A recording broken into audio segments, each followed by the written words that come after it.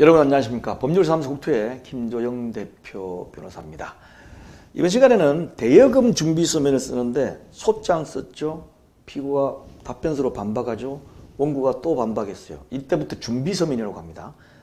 처음 내는 건 원고가 내는 건 소장, 그 다음에는 답변서, 원고가 또 내는 건 준비서면, 피고가 또 내는 건 답변서 2가 아니고 준비서면이라고 있어요. 왜냐하면 변론기일에 가서 얘기할 것을 미리 서면으로서 낸다는 의미에서 대여금 준비서면을 오늘 작성하는 방법을 알려보겠습니다. 피고가 재판받아가는 건데 원고가 돈을 빌려줬어요. 아내한테. 빌려줬는데 안 갚아. 그런데 사용할 때 나 학원비하고 생활비가 모자라니까 좀 빌려주라. 이래가지고 빌려줬어. 그런데 돈을 안 갚길래 남편 보고 우리 개똥이 엄마가 이렇게 돈 빌렸는데 좀 주십시오. 너무 오래됐습니다. 그러니까 난 몰라요. 그 사람 빌린 건 그 사람이 알아서 해야지 내가 왜 줍니까? 라고 했을 경우가 이제 치고 받고 싸우는 거죠. 그러니까 앞에 전 강의를 보시면 일상가사 대리로서 연대 책임을 지도록 되어 있는 게 있습니다. 그런데 문제는 빌린 돈으로 학원비하고 생활비, 그러니까 가족의 공동생활을 할 수 있는 그 비용으로 썼느냐 안 썼느냐는 거죠.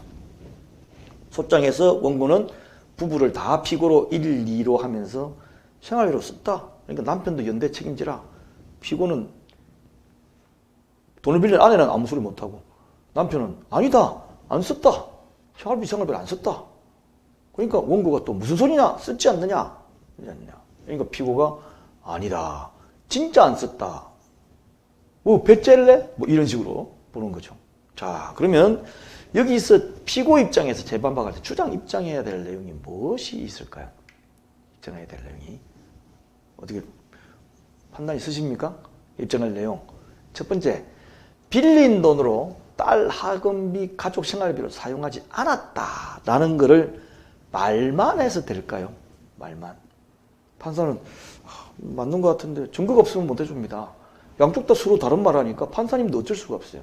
그러면 학원비하고 가족 생활비를 누가 지불했는지를 적극적으로 해야 돼요. 빌린 돈으로 학원비하고 그거 안 썼다 하고 남편이 아무리 얘기해도 안 되니까 학원비하고 가족 생활비는 내가 줬다라든지 뭐가 적극적으로 주장 입증해야 될 거 아닙니까? 그러면 남편이 내가 지불했다면 우리 딸아이 내가 맨날 그 저녁 때 데려다 주고 막 학원 데려다 주고 하는데 그때 가가지고 내가 카드로 껐다. 아니면 생활비도 한 달에 300만 원씩 계속 넣어줬다. 통장거래 내역 등을 증거로 제출해야 돼요. 제일 좋은 건 뭐냐 하면 아내가 그 돈 빌려 어디다 썼어? 얘기해봐. 그동안 빌린 거를 어떻게 얘기해주면 제일 좋은 거죠. 이런 것을 어떤 식으로 준비서면으로 작성하는지를 지금부터 보도록 하겠습니다. 25년간 2000여 건의 소송을 직접 수행한 경험으로 말씀을 드리겠습니다.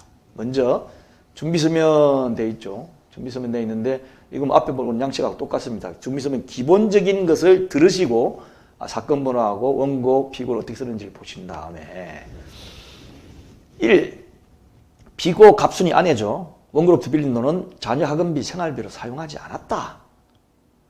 원고는 아내가 원고로부터 돈을 빌릴 때 아이들 학원비와 생활비가 부족하여 빌렸다고 주장하고 있는데 아내가 빌린 돈으로 생활비나 학원비 사용하지 않았다. 어떻게 사용하지 않았던 건지 증명하냐. 피고 부부 사이에는 고등학교 2학년 딸이 한 명 있는데 피고 1 갑순이가 원고로부터 돈을 빌릴 당시에 딸의 학원비는 남편인 피고의 갑돌이가 신용카드로 모두 결제해서 남편이 모두 지급했다. 아빠 다 지급했다는 거죠. 그걸 증거로 내는 겁니다. 제을 매토증. 순서대로 나가면 뭐 5호증이 될 수도 있고 6호증이 될 수도 있고. 이 5호증 신용카드 내용서를 보면 그 당시 딸 학원비로 뭐뭐 학원 150만 원. 한꺼번에 끊다고 이렇게 되죠.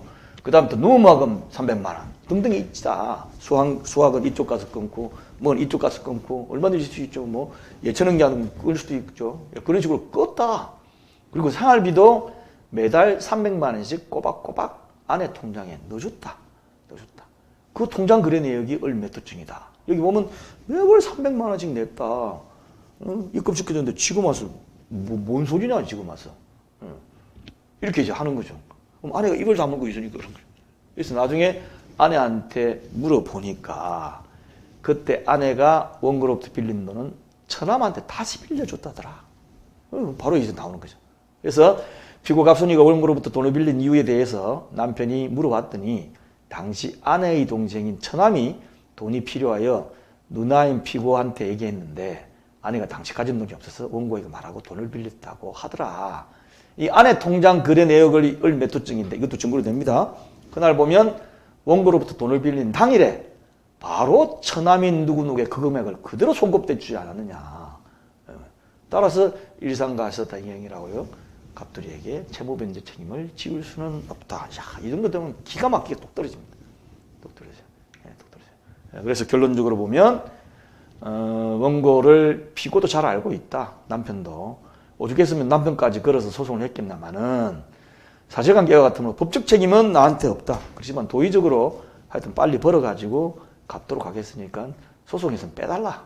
이런 얘기죠. 그리고서 증거로서 을매투증 신용카드 결제 내용, 그 다음에 통장 거래 내용도 을매투증, 또 다른 아내의 통장 거래 내용도 을매투증 이렇게 복사해서 넣어놔야만 됩니다. 그래서 이걸 제출하는 방법 같은 거는 다른 데 보시면 다 금방 아실 수 있을 거예요. 자, 유튜브로서 이 강의를 혹시 들으시는 분은 옆에의 더보기 또는 설명란을 클릭하시면 쭉 관련된 거를 유용하게 넣어놓도록 하겠습니다. 그리고 홈페이지에 오실 분은 홈페이지 오셔가지고 옆에 있는 차원이 다른 나홀로 소송 서비스 각 항목별로 많이 이용해 주시기 바랍니다. 감사합니다.